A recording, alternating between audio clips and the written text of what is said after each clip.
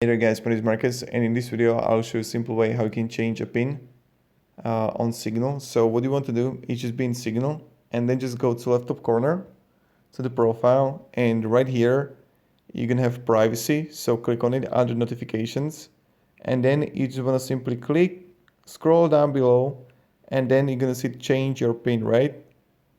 Click on it, and now create a new pin. You can change your pin as long as the device is registered, and you just add here the new pin, like, I don't know,